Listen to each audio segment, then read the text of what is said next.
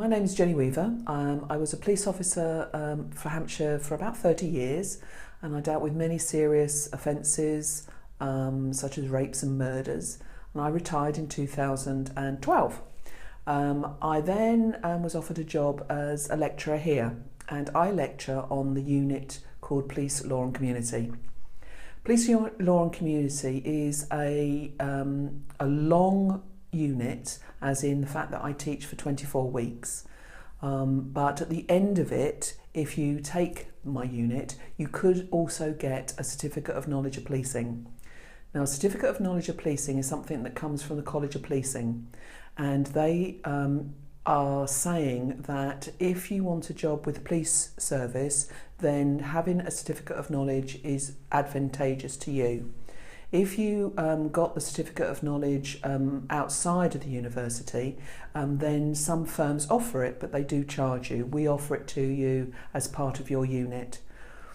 But for that, you have to prove to the College of Policing that you know knowledge 100%, which causes problems and makes a unit quite a difficult one.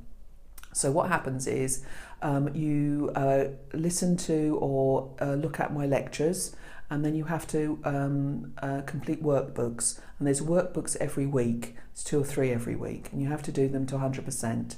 But at the end of the year, you will have 20 credits for the PLC, which is the overall unit, and then you will also have a Certificate of Knowledge of Policing. Now, at the moment, there are about 18 police forces that accept the CKP as part of their entry requirements.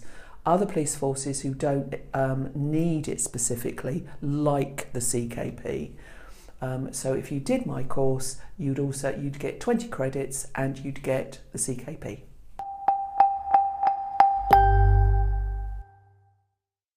Hi, my name is Dennis Goff. I'm Director of Community Justice in the Institute of Criminal Justice Studies, and I lead a team of academics who provide the educational component to probation officer training. The Community Justice Learning Framework is a programme of learning that we have won from the National Offender Management Service, and we currently provide the educational component to probation officer training in the areas in London, all of the southeast of England, all of the southwest of England, and in Wales. And what this means is that we train all probation officers in those areas. In order to become a probation officer, what myself and Dr. Sarah Charman have been doing is providing a community justice learning pathway in your undergraduate degree. And what that means is that if you study a pathway of units, including core and optional modules, then you will be able to apply to become a probation officer once you're graduated through your degree. The knowledge modules that you need to cover are firstly the criminal justice system, secondly crime and criminal behaviour, thirdly punishment and penal policy, and fourthly the rehabilitation of offenders, all of which are available in your distance learning undergraduate degrees. Once you've studied those, and hopefully you'll select those, if you've also got work experience with either vulnerable or difficult client group, you would be available to apply for probation officer training upon your graduation. And so what we've attempted to do is provide all that you need to become a probation officer if you wish to change career, or if you wish to work as a probation officer as your first career. Everything is available in your current undergraduate studies. So what you can do now, if you're interested in training to become a probation officer, is either email the Community Justice Learning team on cjl@port.ac.uk, or give me a ring, that's Dennis Goff, on 023 92 84 5144, and we can help you through the process.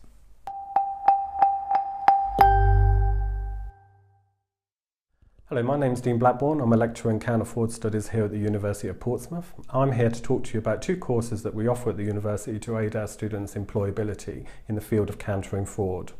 The two courses I'm going to talk to you about are the ACFA and the ACFAS. The ACFA stands for the Accredited Account Fraud Technician course, and the ACFAS for the Accredited Account Fraud Specialist course.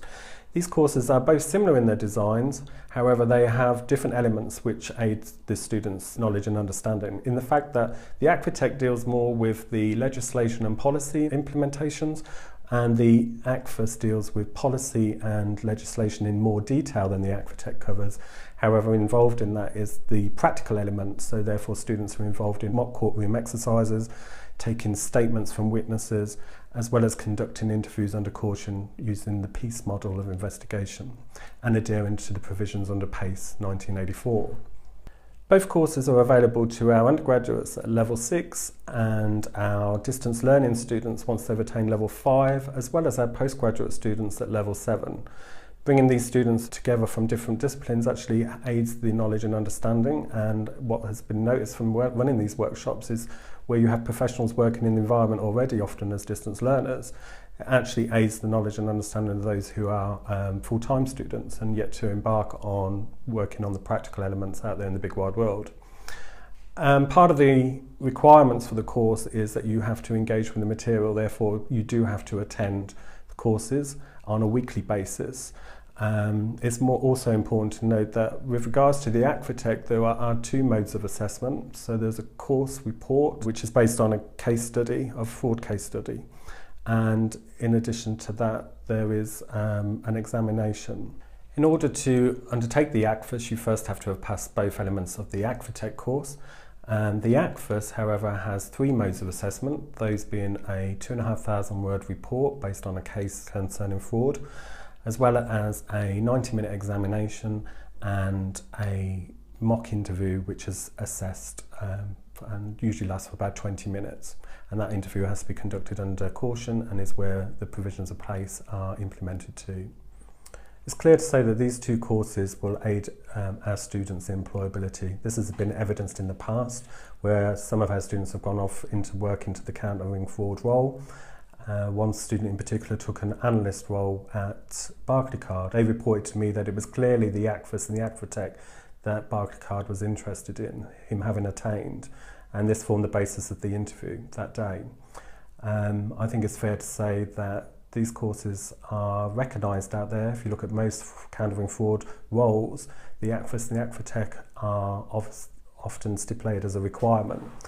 Therefore, I'm sure many of our students will, in the future, will also go on to see that the ACFAS and the ACFA aids their future employability and their career prospects. Hello, my name is Dr. Alison Wakefield. I'm Senior Lecturer in Security Risk Management here at Portsmouth, and also in my spare time I'm Vice Chairman of the Security Institute. I would say there are three main benefits for student members in the Security Institute. The first is networking opportunities, both online and through the Institute's Younger Members Group, which is for practitioners early in their careers. Secondly, it provides information, both security updates and details of upcoming events and other relevant news. And finally, learning opportunities through webinars, courses, and the opportunity to take qualifications.